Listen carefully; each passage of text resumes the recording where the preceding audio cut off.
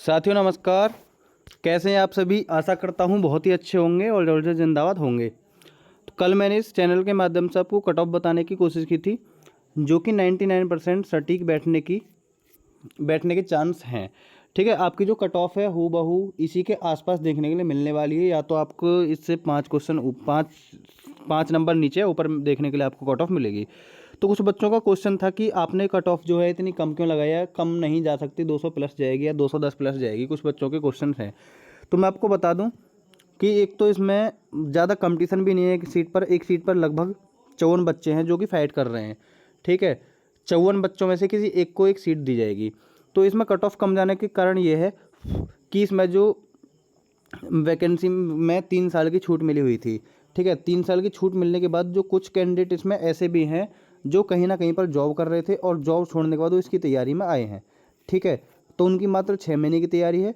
कुछ ऐसे भी इसमें बच्चे हैं जो हाल फिलहाल में ही कंपटीशन में आए हैं और उन्हें पहले मौके पर भी ये भर्ती देखने के लिए मिल गई है। ठीक है, कुछ बच्चे इसमें ऐसे भी हैं जो 2019 की वैकेंसी में कुछ मार्क्स से रह गए होंगे। ठीक है, और उनका सपना यूपी पुलिस में लगने का ही है, तो उन्होंने इसमें फॉर्म ज़रूर डाला होगा क्योंकि इसमें 3 साल की छूट मिली थी। ठीक है, तो जो पिछली भर्ती में रह गए थे, ठीक है, वो तो इसमें मतलब ये सोचकर प्रेशर ज़्यादा हैंडल नहीं कर पाए कि मेरा लास्ट पेपर है, इसमें नहीं हुआ तो क्या होगा, छूट मिली है 3 साल की तो मुझे अच्छा करना ही चाहिए। ठीक है, तो 220 प्लस की सोच कर गए हैं, तो ऐसे में उनका स्कोर डाउन हुआ है और वो प्रेशर की वजह से अपना स्कोर ज़्यादा नहीं कर पाए हैं। ठीक है, और जो नॉर्मल बच्चा था जो कि अभी हाल ही में कंपटीशन में आए हैं, उनका पेपर भी बिगड़ा है। उन्होंने ये सोचा है कि इस बार आपने देखा होगा कि यूपी ने पूरा है पैटर्न ही चेंज कर दिया पेपर में पूछने का। यूपी जी के मात्र 1 या 2 क्वेश्चन किसी शिफ्ट में आए हैं। करंट अफेयर भी 2 या 3 क्वेश्चन आए और वो भी बहुत पुरानी करंट अफेयर पूछी है। 2-2 3-3 साल पुरानी करंट अफेयर से क्वेश्चन पूछा है। तो बच्चे यहाँ क्या हुआ है कि उन्होंने अपना मतलब प्रेशर हैंडल नहीं कर पाए और अपना पेपर गलत करके आए हैं। ठीक है, जो बच्चे आपको बता रहे हैं ना पेपर से बाहर निकलने के बाद कि मेरे 130 हैं 140 हैं, उनका घर आते आते स्कोर 100 या 90 के आसपास ही रह गया है। ठीक है, वहाँ कर तो देते हैं 120, इसमें से मान लो कोई अच्छा बच्चा और वो 120 उसने करके आए हैं। ठीक है, 10 क्वेश्चन तो उसके भी गलत निकलने के पूरे पूरे चांस रहते हैं। ठीक है, ऐसा होता है कि जल्दबाजी में प्रेशर की वजह से हम क्या करते हैं कि हमने मान लो पहले क्वेश्चन का ऑप्शन लगाया डी। ठीक है, लेकिन जब हमने ओएमआर भरी तो ओएमआर में भर गया इसका ऑप्शन सी। तो एक तो यहाँ गलती हो जाती है, दूसरा मान लो आपसे गलती यहाँ भी हो जाती है। मान लो आपने एक क्वेश्चन को स्किप किया है 4 नंबर का, 4 और 5 आपने स्किप कर दिए और छठा क्वेश्चन आपने सॉल्व किया है। ठीक है, और छठे क्वेश्चन का ऑप्शन आना था ए, लेकिन आपने क्या किया जल्दबाजी में ध्यान नहीं देकर 5 में ए ऑप्शन रख दिया। तो क्या हुआ, छठा क्वेश्चन एक तो यहाँ से मतलब 5वां क्वेश्चन ये गलत हो गया। ठीक है, तो ऐसी जल्दबाजी में बहुत ज़्यादा सिली मिस्टेक इस बार देखने के लिए मिली हैं और बहुत सारे बच्चे इस बार सिली मिस्टेक करके आए हैं। ठीक है, ऐसा नहीं है कि 210 बच्चों ने किया नहीं है, 210 प्लस भी बहुत बच्चों ने किया और लगभग ये और पास आप देखोगे तो 20,000 से ज़्यादा, लगभग 20,000 के आसपास ये बच्चे होंगे जिन्होंने 210 से प्लस स्कोर किया है। बाकी सब आप किसी से बात करोगे तो आपको पता चलेगा कि लगभग सभी बच्चे क्या है कि 200 से नीचे ही अटक गए हैं। ठीक है, कोई 90 क्वेश्चन पर है तो कोई 95 क्वेश्चन पर है, इससे ज़्यादा किसी का स्कोर इस बार नहीं बन पाया है। ठीक है, तो कट ऑफ रहने का मुख्य कारण यही है।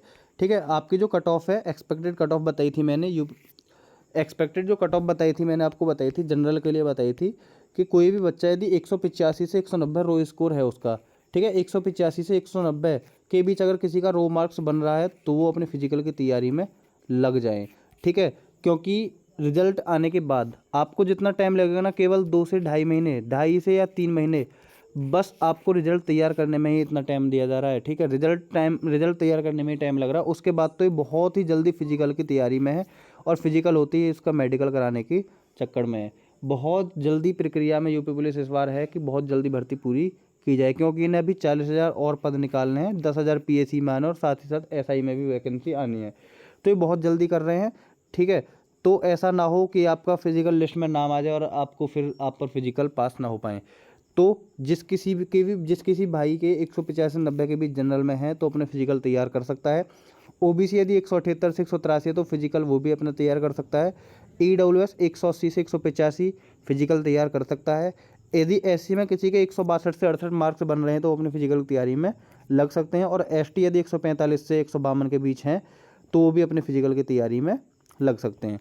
ठीक है। और यदि बात की जाए फीमेल की, तो फीमेल जिस किसी भी कैटेगरी में हो, यदि उसके 170 प्लस मार्क्स हैं तो अपने फिजिकल की तैयारी में लग सकते हैं। और यदि किसी के 165 या 162 के आसपास भी महिलाओं बन रहे हैं तो वो अपने फिजिकल की तैयारी में लग सकती हैं, क्योंकि ऐसा देखा जाता है कि अधिकतर जो लड़कियां होती हैं उन पर फिजिकल नहीं लग पाता। ठीक है, तो ज़्यादातर जो फेल होते हैं फिजिकल में लड़कियां ही फेल होती हैं। तो ध्यान रखना, जिसके 162 के आसपास भी मार्क्स बन रहे हैं वो भी अपने फिजिकल की तैयारी में लग सकते हैं। फाइनल कट ऑफ इससे ज़्यादा नहीं, मात्र आप सोच सकते हो 5 क्वेश्चन, 4 से 5 क्वेश्चन का डिफरेंस देखने के लिए मिलेगा। 4 से 5 क्वेश्चन का मतलब है 8 से 10 क्वेश्चन ही आपकी फाइनल कट ऑफ ऊपर जाएगी।